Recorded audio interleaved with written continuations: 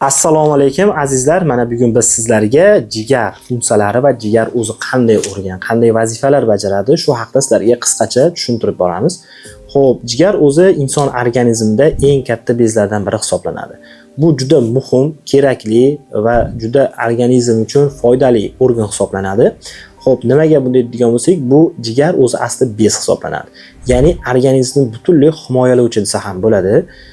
Ya'ni organizmda jigarning asosiy funksiyalari bu birinchi navbatda organizmga tushayotgan ozuqalarimiz, ya'ni kundalik hayotimizda ozuqalar, yeb turgan ozuqalarimizni bu jigarimiz taqsimlab beradi. Ya'ni oqsilni oqsiliga, uglevodni uglevodga, ya'ni kerakli keraksizga ajratishni boshlaydi. Ya'ni kerakli moddalarni jigar o'ziga oladi va kerakli organlarga yetkazib beradi. Qonga singdirib beradi. Hujayralarga yetib boradi. Organizm o'zini tiklashni boshlaydi. Keraksiz, ya'ni kundalik hayotimizda iste'mol qilayotgan har xil mahsulotlar, ya'ni zararli, organik bo'lmagan mahsulotlardan, shunga o'xshash narsalarni iste'mol qilishimizdan kelayotgan toksinli, ya'ni keraksiz, zararli narsalar, moddalar jigar o'ziga olmagan holatda buni o't qopi yo'li orqali suyuqlikdan chiqarib yuboradi. Shunday mo'jizaviy organ hisoblanadiki, kerakligini oladi, keraksizini organizmdan chiqarib yuborishdi. Ya'ni detoksikatsiya qilish jarayonini boshlaydi.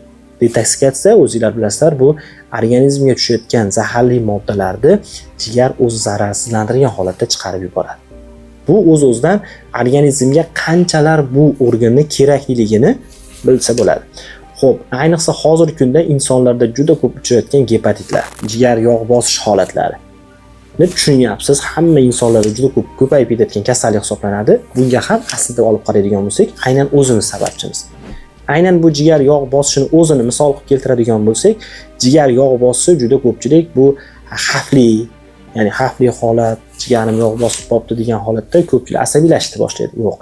Aslida olib qaraydigan bo'lsak, bizda bu jigarda o'zini hujayralari bo'lib, bu hujayralar gepatitlar deb nomlanadi. Bu gepatitlar organizmdagi, ya'ni shu jigarni o'zini hayot baxsh qiluvchi, ya'ni bu butunlay organizm tozalab, aytganimdek hamma yoq taqsimlovchi hujayralar hisoblanadi.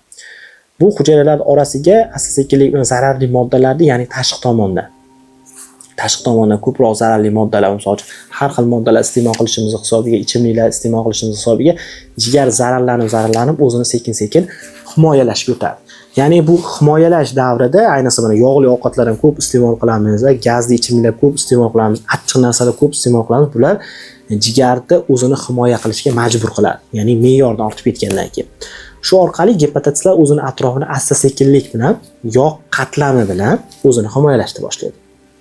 Bu degani, bu holatlarda o'sha tanada, ya'ni jigar zararlanishni boshlayapti, ozgina yog' bosyapti, o'zini himoyalashni boshlayapti, tanada o'zgarish boshlanadi.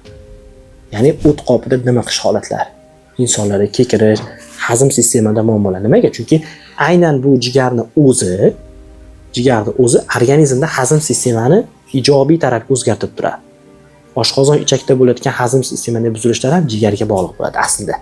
Nega? Chunki oddiy misol, yaxshi hazm bo'lmaydigan ovqatlarni, xamirli ovqatlar ko'p iste'mol qilsak, jigar o'zi sintez qila olmaydi. Ya'ni kerakli tarafga ajratishga sekin-sekin qiynalishni boshlaydi. Bu o'z navbatda qorindan bo'lish, hazmda qiynalish, qornim shishib ketyapti, hazmim yaxshi emas, ichim yaxshi kelmayapti degan shikoyatlar sekin-sekin kelib chiqa boshlaydi.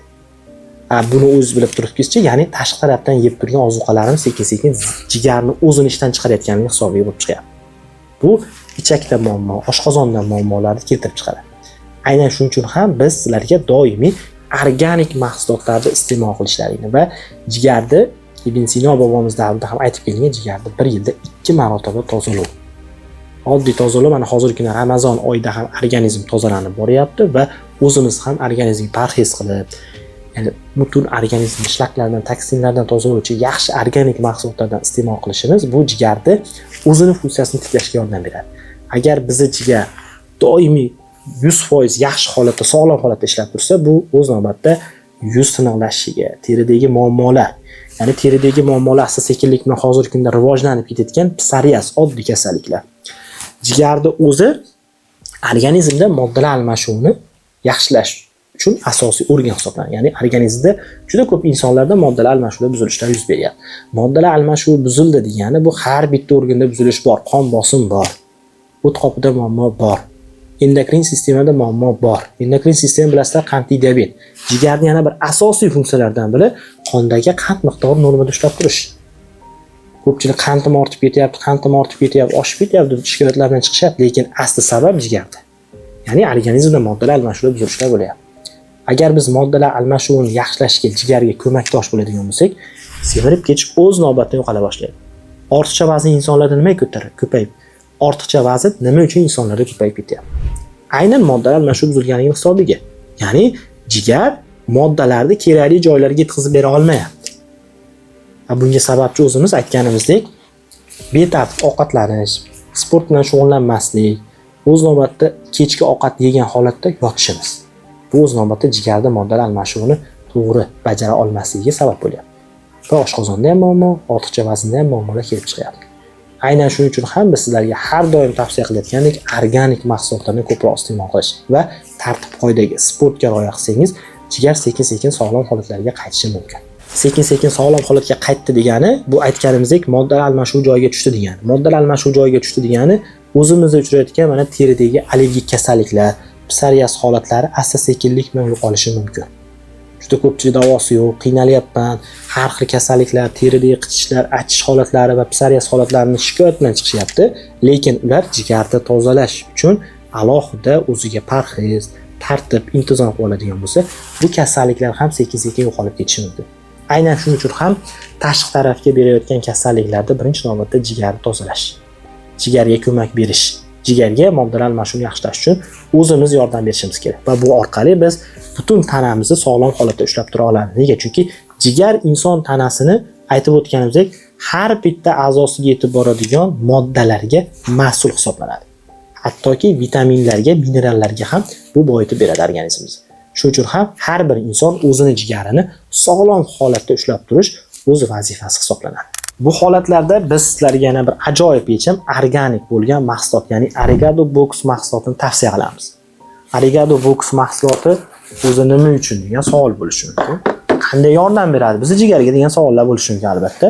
Xo'p, Arigado Box mahsuloti o'zi birinchi navbatda buning tarkibida rastarovkalar bor, achchiq taruzlar bor. Rastarovka agar bilsangiz, rastarovka tarkibida slimarin moddasi bor. Bu modda birinchi navbatda jigar hujayralari, ya'ni boshda aytib o'tganimizdek, gepatatitlarni qayta tiklanishiga yordam beradi. Aynan bu mahsulotni iste'mol qilish orqali sog'lom holatda ham va jigarda yog' bosish, gepatit holat, jigar siroz holatlarida ham bu mahsulotlarni bemalol ichish mumkin. Nega? Chunki bu organizm tozalab beradi, jigar faoliyatini yaxshilab beradi, jigar funksiyalarini o'zini tiklab olishga yordam beradi va qondagi, ayniqsa hozirgi kunda eng ko'p uchrayotgan gepatitlar, B, D, C turlari. Aynan bu mahsulotlarni ichish orqali bemalol qondagi virusni ham kamaytirish mumkin. Hattoki nolga tushirish mumkin.